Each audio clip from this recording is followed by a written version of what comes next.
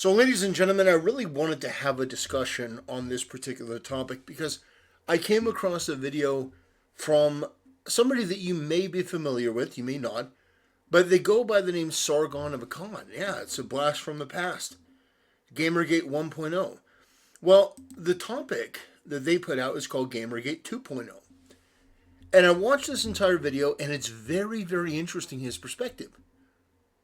That he believes that Gamergate 1.0 failed, and that many of the same issues we're dealing with today are just a continuation of what happened back then. Now, what I can say is that I don't think that Gamergate 1.0 was a failure.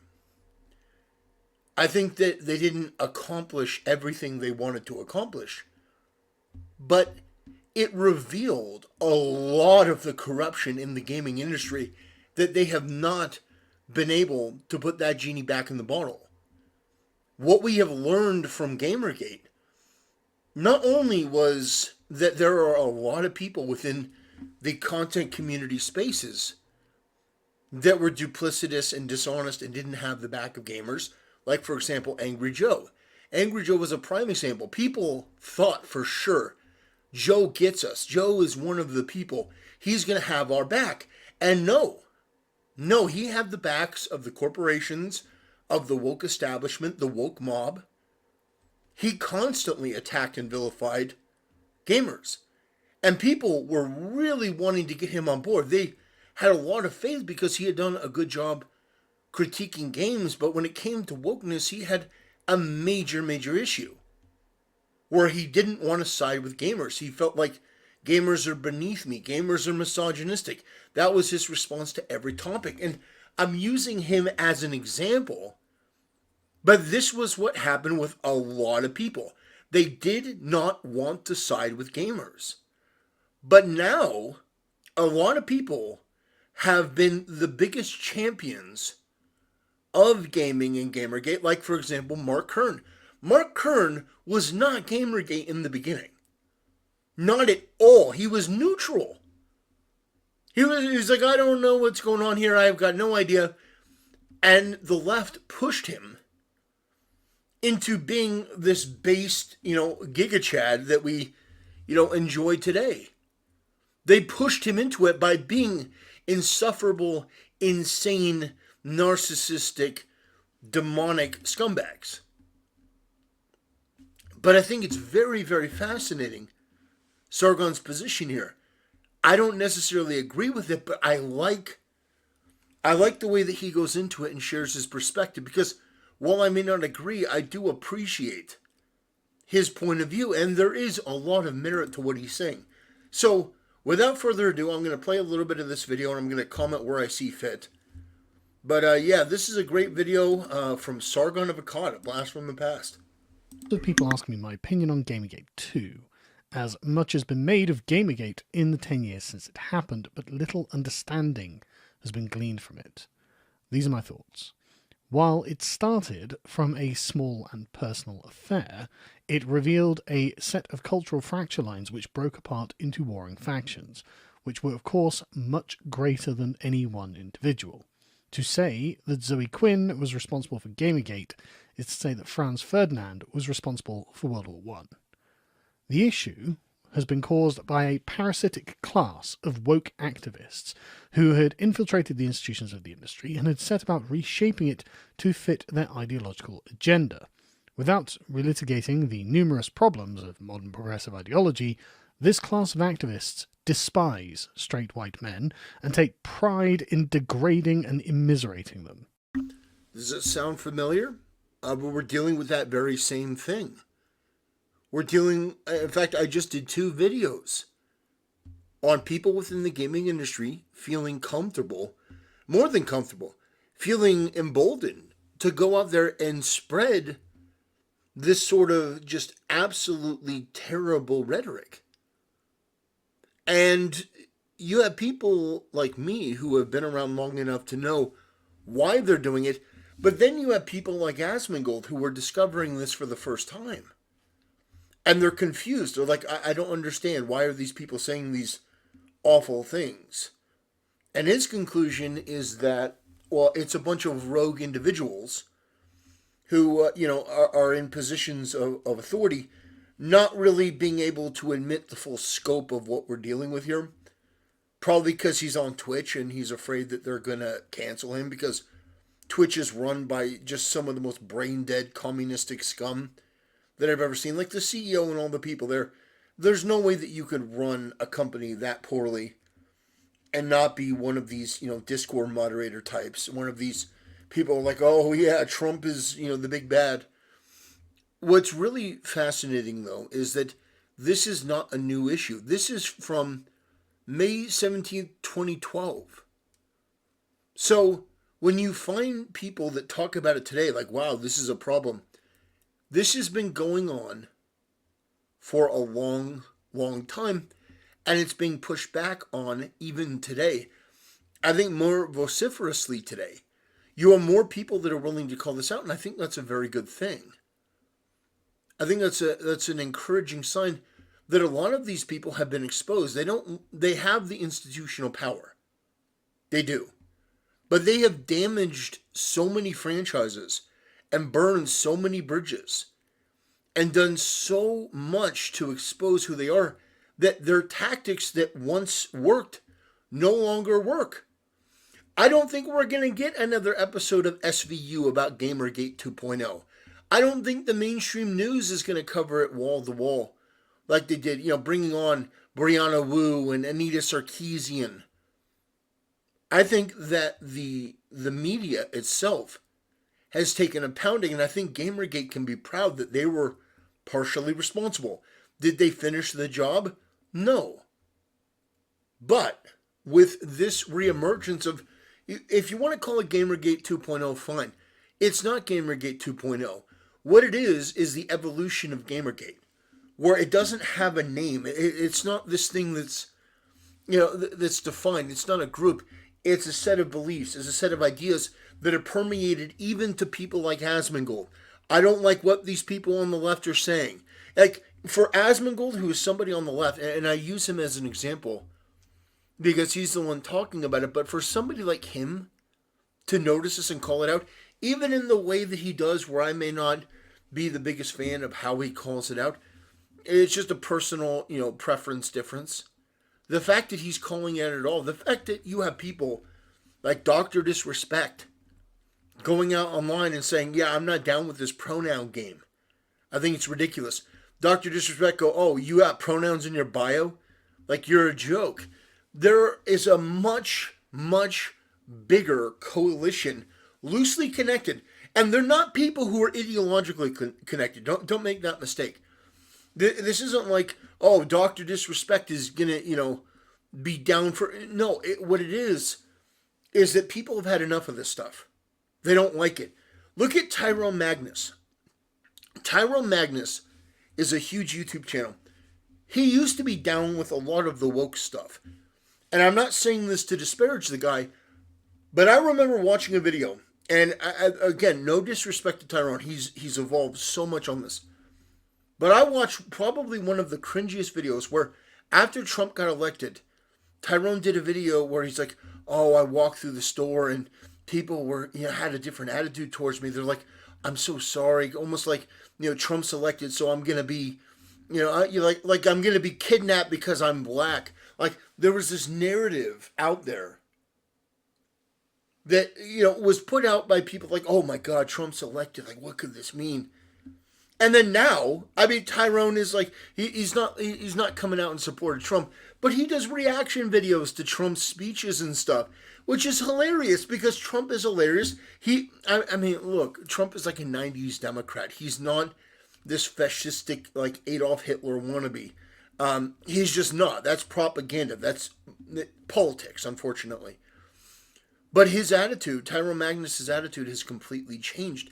And I think a lot of that has to do with Gamergate and the emerging voices that came from that. Now, I'm not saying that somebody like, for example, like the Critical Drinker came from Gamergate necessarily, but the atmosphere and the environment that was fostered from that did pave the groundwork for a lot of these content creators like Geeks and Gamers, Nerdrotic. A lot of these people that have built up huge followings and huge channels, a lot of them were built on the foundation of Gamergate. They may not have been involved in Gamergate. They may not even know what it is. But it was that work from people pushing back against the media for years that ultimately helped to make that way. Now, some of them were Star Wars channels in the beginning. And we saw what they did with Star Wars. The woke left destroyed it. But my point is that we see that Gamergate didn't fail. It just has affected people differently than you would have thought. People have moved on to other things, but the effect of it is still prominent. It's still in the content that we see from a lot of these counterculture commentators. Now you have people like Tim Pool that are talking about this. The influence of, and I want to make this perfectly clear. People like Ben Shapiro, scumbags like him, and the shitbags at the Daily Wire, they didn't touch Gamergate. They didn't touch it. There was no Tim Pool back then. There was really no alternative media. Rush Limbaugh, Mark Levin, Sean Hannity, these people weren't having anything to do with Gamergate. They're like, this is beneath us. But now the core and substance of what is being talked about with Gamergate, you see stuff like that sometimes on the Joe Rogan Experience. You see that on Tim Pool. There are a lot of channels now that are calling this stuff out. They have lost a huge amount of institutional power, and that is on the back of this movement that was counterculture. It was a revolution against these woke cockroaches, these ticks that had buried themselves into gaming and were trying to do everything they could to promote their demonic, degenerate, evil ideology into these amazing works that people loved. Where they can't humiliate men of European descent, they actively marginalise and ostracise them under the rubric of inclusion. This is the sole focus of their activism and has been for decades now. They are proud of it, they proclaim it, and they have achieved it. This is, of course, a form of racism and sexism. Most people are not in favour of racial or sexual discrimination when it is carried out with... I want to add an addendum. They may have achieved it to some degree in the West.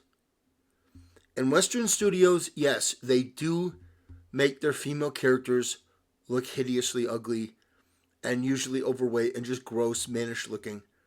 However, we have a number of examples, and Sargon does a video on Helldivers 2, of studios saying, forget all that. We got a great idea here. We're going to preserve it. We're going to defend it. We're going to make it its own thing. It's not going to be attached to any DEI quotas or anything like that. We're going to have this, utopian Earth. And I know that some people have said, well, on your ship, everyone is, everyone is sort of like gender confused and stuff like that. Well, yeah, but it's like a future utopia. The whole joke is like, most people have the thing like humanity has like evolved to the point where they're all like the same color, which is very, very interesting. But like the point is that it's not a woke game. It at least not from any real depiction of the game that's being honest. It's about killing bugs and bots, and it's got a patriotic theme with an undercurrent of like you get the joke. It's not all sunshines and rainbows at Super Earth, But yeah, no, it's like we have mini games, Stellar Blade coming out. I mean, that's not a Western company, but my point is that we have a lot of examples of people pushing back and buying the things that they want and just basically bankrupting a lot of these people who were getting paid to ruin games. With this kind of malignant attitude, people will happily consent to having gender-segregated bathrooms or accurate racial representation in movies because those things are done for the good of the subject itself. It is an unwelcome imposition to allow men into women's bathrooms or to have a movie portrayal of a famous historical figure not be accurately representative. However, that is not why woke activists discriminate. They discriminate out of malice. It is not that straight white men are not welcome to become woke activists either. They absolutely are, but what this means is to take upon oneself the yoke of privilege, in which they are to receive lower status and recognition in penance for being straight white men and the alleged natural advantages that this brings over women, people of colour, or homosexuals.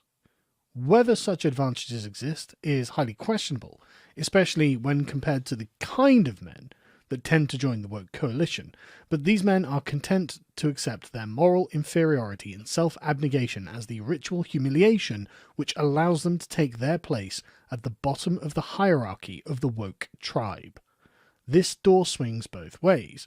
Anyone who fits the race, gender, or sexuality hierarchy can also be expelled for insufficient commitment to hating white men. This identity caste system is not something that liberal-minded people feel like participating in. In fact, Isn't it interesting that he uses the same phrase that I use about a caste system? Because that's exactly what it is.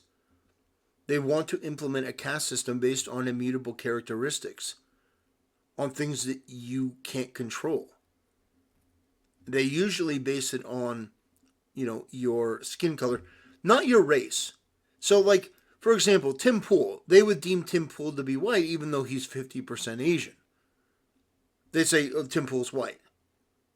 So, like Joe Rogan. Joe Rogan, I think he's majority Italian. That's white. So, it's based on your appearance, how you appear. Not necessarily your race, but also your gender, your politics. You can be all of the things. You could be a black, disabled, transgender, whatever, but if you have the wrong politics, well, you're not on the hierarchy. Not at all. We don't accept you. We don't acknowledge you. You're an enemy. In fact, you're worse. You're worse than a straight white man because you're contributing to the problem. They're going to use you as a weapon against us, so we have to destroy you even harder. That's unfortunately what happens a lot of the time, is that you get people who are bullied by these woke weirdos, these sick, degenerate freaks. I mean, these people are just the worst. The absolute worst.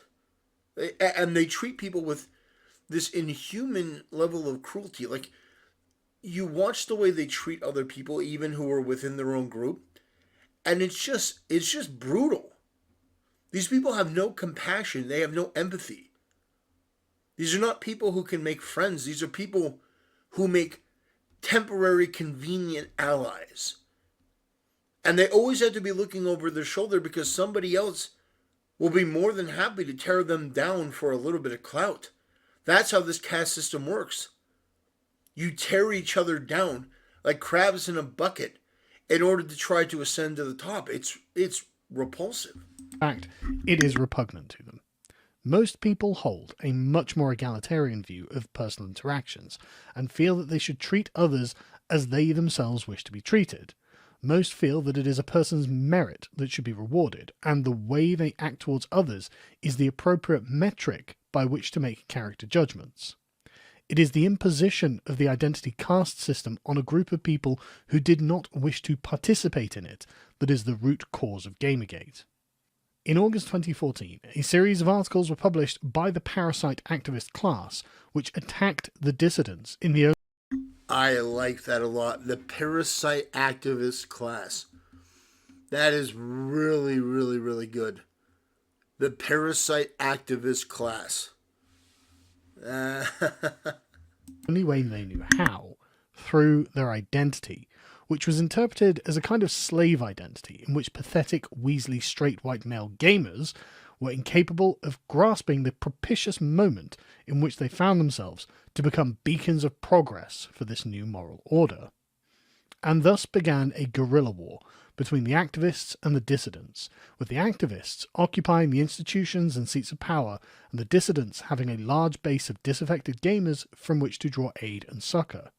The insurrection lasted for well over a year, but eventually petered out as other real-world events took precedence and further populist revolts erupted in other spheres of life. The gaming industry's revolt was not unique, it just happened first. However, Gamergate was not a success, and once the energy of the insurrection had faded, the woke activists still controlled the positions of influence. So here's where I'm going to push back. And in the unlikely event that Sargon of Akkad watches this video, what I want to say is that I think you're looking at this too narrowly. You're looking at this like, well, Gamergate itself kind of fizzled out, so therefore the effects of Gamergate was not successful. Here's the deal. I'm not disputing the fact that you still have woke people putting pronouns in games and making like ridiculous, obnoxious changes to certain things. I'm not saying, I'm not saying that this isn't the current, trajectory of Western gaming to have Stellar Blade look like this. I'm not saying that. But there is a much more vociferous and active coalition against them with some of the biggest names in content creation that were ignorant of this stuff at the time that are talking about it. I want to emphasize the importance of somebody like, for example, Angry Joe. I mentioned him before. Angry Joe has really become sort of irrelevant. Like, he does his own thing on his channel, but he's sort of irrelevant. He's not culturally powerful at all anymore. He's not part of the everyday video game conversation.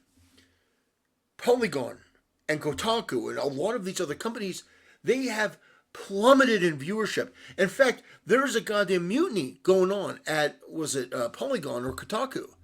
I think it's Kotaku, because they no longer want them to write political articles. They want them to write 50 game guides a week. There is a shift. There is a change. Gamergate was successful. It just didn't materialize in the way that you may have wanted, which is these woke people being frog marched out of the company, and put into a giant, cannon and launched, from one of Elon Musk's, spaceships to another planet, like to Mars, to go colonize Mars. Teach them how to, grow potatoes in their own poop. Like Watney. My point is, no, Gamergate didn't fail. It just evolved. It changed. People integrated it into their discourse. It doesn't have to be a thing. It doesn't have to be named. The people on the woke left, yes, they had 15% representation minimum at the local, or was it the GDC 2024? So you had about 15% of the shows there that were dedicated to wokeness. But there is an active pushback, and corporations are picking this up now. Gamergate may not have won outright in its entirety a couple years ago, but there is a shift. There is a change. People don't like wokeness. They don't agree with it. They don't find it to be palatable for them. And I think that at the end of the day, we can be grateful for what Gamergate did. Now we have some of the biggest channels talking about this stuff. Tim Pool talks about this stuff. Tim Pool has a massive following that in the key demographic is bigger than CNN. It's bigger than MSNBC. We have people that are on the alternative spaces that are talking about this stuff now. And I think that is absolutely tremendous, and we cannot just simply disregard that. Or say, well, it didn't go exactly the way we wanted, so therefore it doesn't count. There are huge names that are culturally relevant as a result of Gamergate. Now, they may not have been involved. That's what I'm saying here. It doesn't have to be that they started out there. You have people like Nick Rekieta, Viva Fry. You have a lot of these different personalities on the internet that you may not even think about that are born of maybe not the exact Gamergate movement, but the efforts that were born from it. It did bear fruit. And those fruits, they went off in other directions and other industries. It went from video games, then there was Star Wars. And while you can say, well, Star Wars is ruined. That's true. That's true. It was a heavy casualty. It was a heavy casualty. And there will be more casualties. But the conversation, the dialogue is changing. It is shifting, it is adapting, it is evolving. So I don't think it's over. I don't think it's a time for pessimism. I think it's a time for optimism. We just saw, and I know that Sargon he's an atheist, but I'm a proud Christian. Seeing Christ as King return. And I think maybe that is something that Sargon, I think that's something that he mentions in the video. I definitely recommend that you go watch the full thing. But there's something he mentions in the video that the woke have a cause. Well, I have a cause. And that's my Christian faith. And I want to see that implemented in the gaming. Now, I'm not saying that every game has to have Jesus or that you have to censor every game. But I think at the bare minimum, having a presence of people who have a religious conviction, who believe in something other than this woke crap, is far preferable. And I think that is the rallying cry, is around religion, around Christianity, around Jesus Christ, around the faith. Because that is what led this country to prosperity for darn near 250 years. I think that it's important. I think that it's important to call this stuff out. And to be honest, even if it's somebody like Sargon, who I do respect and admire for what he was able to build up. I disagree with him, though. I don't think Gamergate was a failure. I think it just changed. It went in different directions. But the gaming landscape is different. Most of the people that were there during Gamergate, that were writing the hit pieces, most of them are fired. Most of them are gone. Now, there's another iteration, there's another crop of people, but every time one of these people pops their head up to say some anti-white bigotry, they have to almost immediately private their account because there is a tidal wave of pushback. And that, ladies and gentlemen, makes my heart happy. That these people, when they spew their bigotry and racism, people call them out. People say, hey, that's not cool. That's not acceptable. They do videos on it. They talk about it. They say, this person has some pretty heinous ideas. I think that's the way to go. And so ultimately, I think that's how we win the day. By restoring Christian values, recognizing that Christ is King, recognizing that there are certain things with the tradition of Christianity that lend itself to a more pure creative process. I don't think that it was perfect in the past by any stretch of the imagination, but I think it was much better than it is now. I think that we need to return to a more religious center. That's what I believe. Some people can disagree with that. That's perfectly fine. But I think at the end of the day, that is ultimately what is going to save this industry, is by people admitting that Christ is King, returning to a religious framework, and saying that we want games based on the quality, based on the merit. I'm not saying we want Bible games, okay? What I'm saying is that if we return our culture, and we return our system of government to one that respects Christ, I think we're going to be in a much better position. Anyway, that'll do it for today's video. Thanks for watching. Happy Easter, and I'll see you next time.